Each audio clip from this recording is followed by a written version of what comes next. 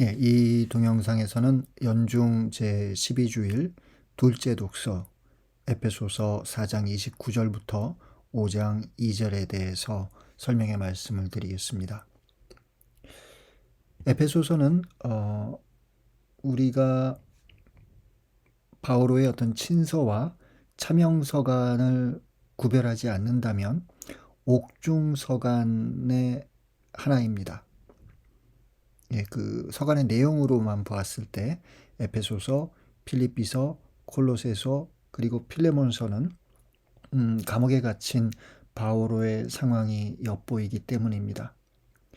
특히 에페소서와 콜로새서는 모두 옥중 서간인 동시에 그 내용과 문체에 있어서 서로 유사한데 이를 어떻게 설명할 것인지에 대한 바오로 서간 연구가들의 토론은 아직 진행 중입니다.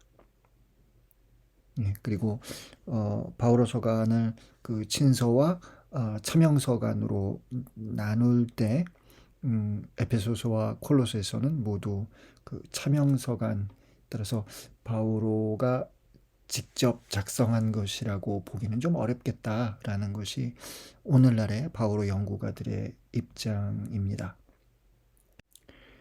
예, 에페소서는 그 도입부와 결말부를, 그러니까 서간의 어떤 양식에서 전체의 어떤 서간을 시작하는 그런 인사, 또 결말부의 뭐 최종적인 어떤 결론, 축복, 그리고 마지막 인사, 뭐 이런 거를 제외한다면은 음, 그냥 크게 두 부분으로 나눌 수 있을 것 같습니다. 1장부터 3장, 그리고 4장부터 6장. 1장부터 3장에서 저자는 교육적 문체를 통해 하느님의 백성이 이루는 교회의 의미를 신학적으로 설명합니다. 따라서 저는 이거를 좀 요약해서 그 하나인 교회에 대한 저자의 가르침이라고 보았습니다. 가장 핵심되는 구절은 2장 19절이 되겠지요.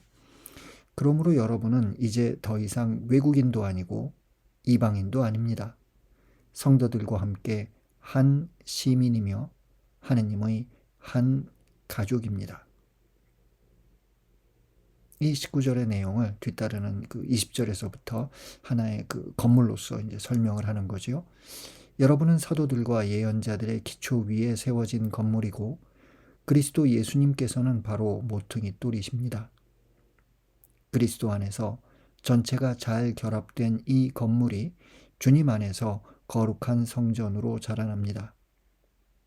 여러분도 그리스도 안에서 성령을 통하여 하느님의 거처로 함께 지어지고 있습니다. 후반부인 4장부터 6장에서는 저자의 어떤 훈계 또는 권고가 나오는데요. 그러면서 우리에게 잘 알려진 그 표현이 등장하지요. 옛 인간과 새 인간. 예. 4장 21절에서 저자는 먼저 앞서 한 그 가르침과 이제부터 그 시작하는 그런 그 훈계, 권고를 연결시킵니다. 여러분은 예수님 안에 있는 진리대로 그분에 관하여 듣고 또 가르침을 받았을 줄 압니다.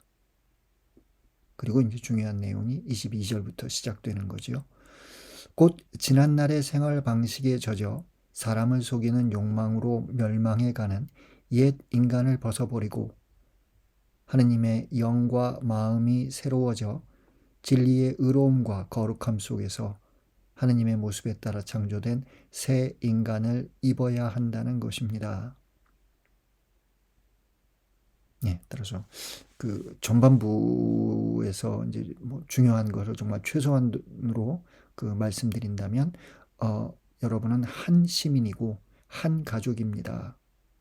다른 그 성도들과 함께 또 하느님과 함께. 이제 후반부는 여러분은 옛 인간을 벗어버리고 새 인간을 입어야 합니다. 라는 이런 한 문장으로 전반부와 또 후반부를 각각 요약할 수 있겠습니다. 이렇게 에페소서 4장을 시작하면서 저자는 에페소 공동체의 부르심에 합당하게 살아갈 것을 요청하면서 욕망으로 멸망해가는 옛 인간을 벗어버리고 하느님의 모습에 따라 창조된 새 인간을 입어야 한다고 가르칩니다. 이런 흐름에서 4장 25절부터는 새 인간, 즉 그리스도인들이 지녀야 할 품위에 대한 가르침이 등장하는데 우선적으로 어떻게 말해야 하는가 라는 문제, 즉 그리스도인들의 언어에 저자는 집중합니다. 4장 29절 여러분의 입에서는 어떠한 나쁜 말도 나와서는 안 됩니다. 필요할 때에 다른 이의 성장에 좋은 말을 하여 그 말이 듣는 이들에게 은총을 가져다 줄 수 있도록 하십시오. 25절에서 거짓이 아니라 진실을 말할 것을 요청한 저자는 29절부터 나쁜 말이 아니라 좋은 말을 해야 한다고 가르칩니다.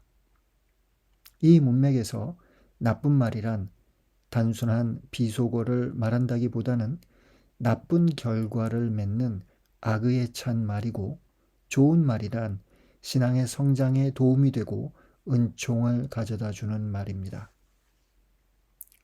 4장 30절 하느님의 성령을 슬프게 하지 마십시오.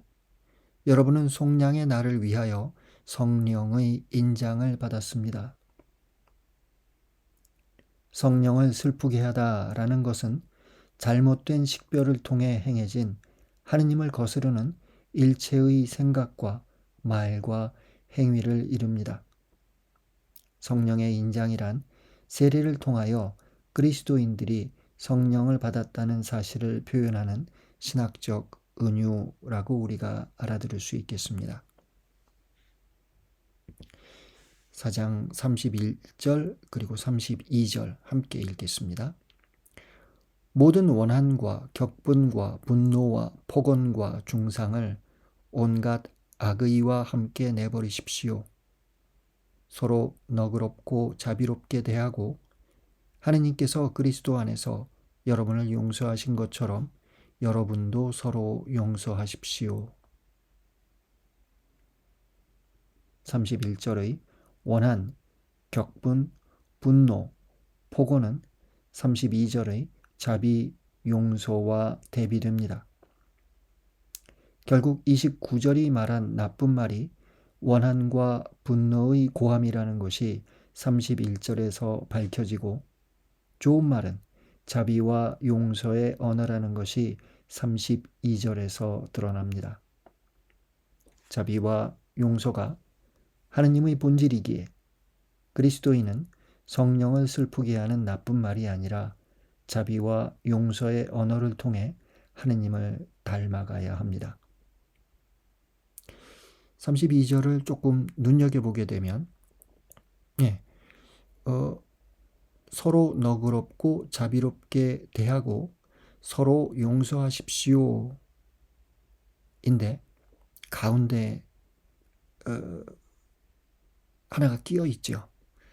하느님께서 그리스도 안에서 여러분을 용서하신 것처럼, 따라서 우리가 그냥 너그럽고 자비롭게 대하는 것이 아니라, 그리고 또 서로 용서하는 것이 아니라 그 모범을, 어떤 그 전형을 우리들은 하느님의 용서에서, 그죠? 그리스도 안에서 이루어진 하느님의 용서에서 우리는 만납니다 라는 어떤 신앙의 고백이 여기 담겨 있는 것이겠지요.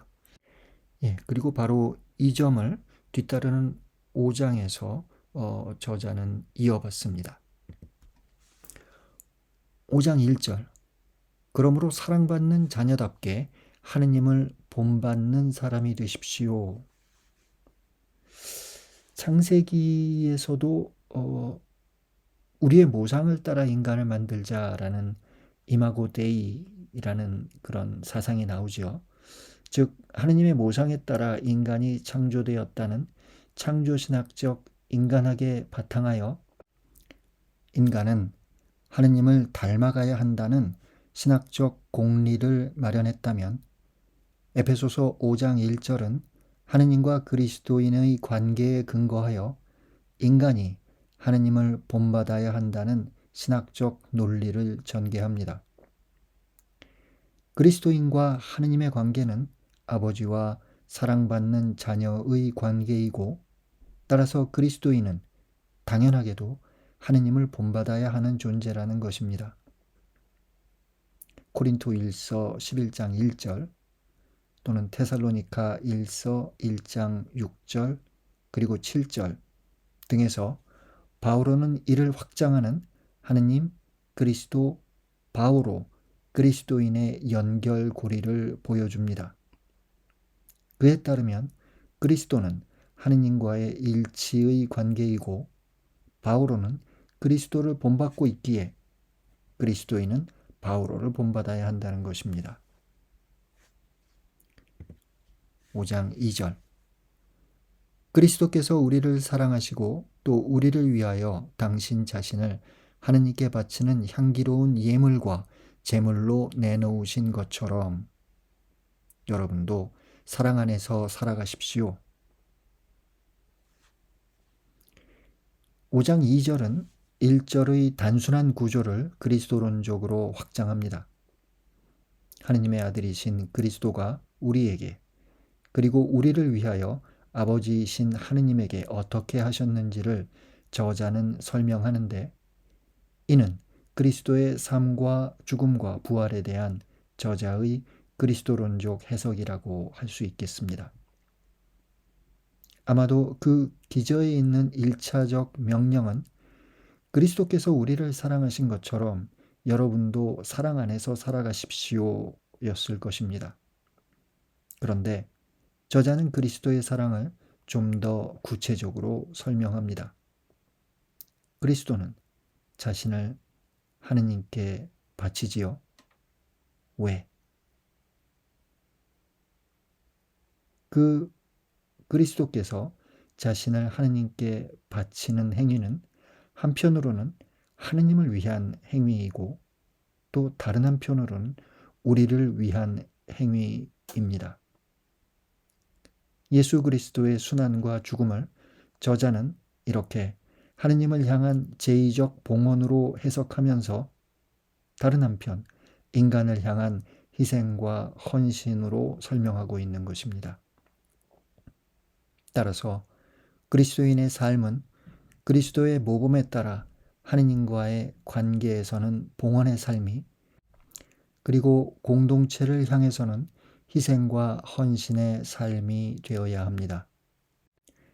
에베소서의 저자는 이를 사랑 안에서 살아가십시오 라고 함축적으로 요청합니다.